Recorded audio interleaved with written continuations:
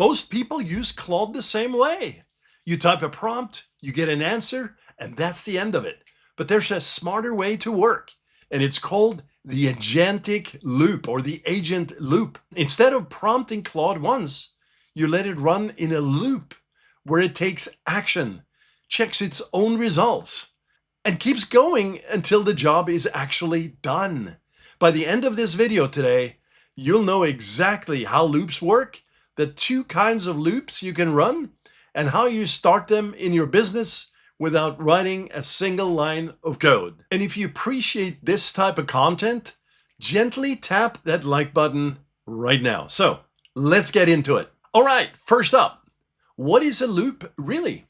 When you use a tool like Claude Code or Claude's agent features, this works for Codex too, a little different syntax, but here's what happens behind the scenes. You give Claude a task. Claude looks at it and decides what action to take. Maybe it reads a file, runs a search, or even checks some data. Then it looks at the result of that action and decides what to do next. And it repeats that cycle over and over until the task is complete. And each cycle is called a turn. A simple question might take 1 or 2 turns. A bigger job might take 20 or 30 or 40. Here's a real example, straight from Anthropic's own documentation. I'll provide a link below this video for you. The task was to fix some failing software tests. Claude ran the tests, saw 3 failures, opened the files, made the fix, ran the tests again, and confirmed everything passed. There were 4 turns, start to finish, with no human touching it in between. How cool. Now, think about what that means. That's not a chatbot answering a question anymore. That's a worker. I've talked about this before, an employee of sorts, completing an assignment and checking its own work before handing it back to you. Next is why this changes what you can delegate. See, when you prompt Claude once, you get a draft. This is just temporary place, right? You still have to review it. You have to fix it, feed it back in, and handle every follow-up step yourself. This is what I call babysitting prompting. In other words, you are the loop. In fact, you are in the loop. With agent loops, however, you take yourself out of the loop. Claude becomes the loop. So instead of asking for a piece of the work, you can hand over the whole darn thing, the entire job. You can ask, clean up this spreadsheet and flag anything that looks off. Go through every file and pull out every client mentioned in this folder. Build me a report and double check the numbers before you show me, so you can ask it to self-validate. And here's the best news. The loop keeps running until the outcome is delivered. This is what we call a goal, and it can be time set as well. So once this outcome is delivered, you don't have to wait until the first answer comes back. That's the difference between a tool that helps you work and a tool that works for you. Quick break. If you want my exact frameworks for getting better results out of Claude, I put together a free guide with my 5 go-to prompts. It's below this video, and you'll find the link in the description, and I'll pin it in the comment below as well. Now, let's get back to it. All right, the third piece is control.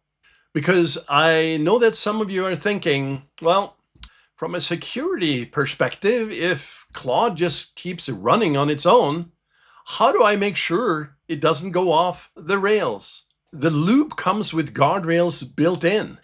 You can cap how many turns it takes, so it never runs forever. You can set a hard budget as well, so it stops the moment it hits a spending limit. I am sure you have gone inside and played with the billing area and seen how you can set the spending limit. If you haven't, you definitely want to. And you can control permissions. So Claude has to ask before it edits a file or runs a command. You can think of it like hiring a contractor. You give them a clear scope, a budget, and the rules of the job site, and then you let them go to work. So you stay in charge of the boundaries, and Claude handles the execution inside them. So how do you actually start a loop? Here's where most people get confused because there are two kinds, and they start differently.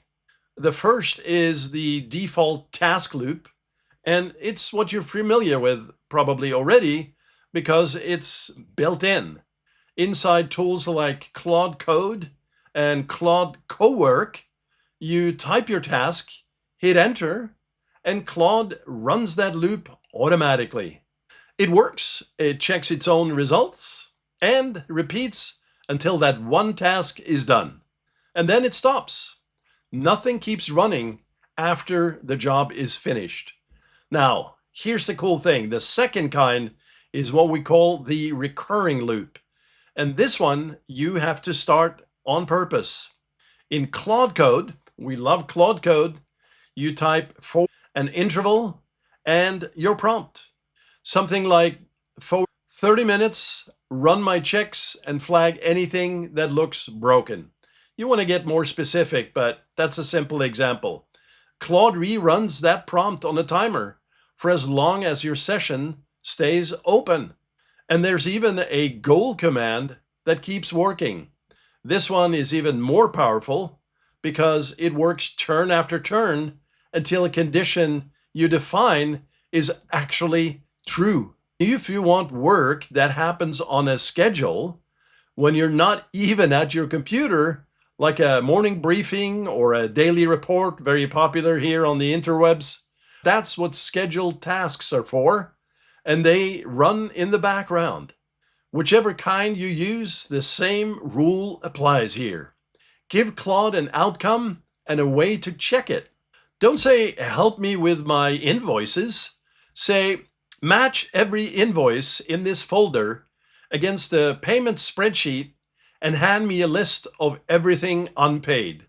The clearer the finish line, the goal, the better the loop will run for you. So describe the finished result, not the first step. So guys and gals, here is the takeaway.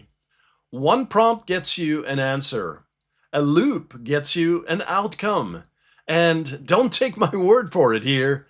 The person who built Claude Code at Anthropic came from Meta, and he says that he doesn't prompt Claude anymore. His exact words, my job is to write loops.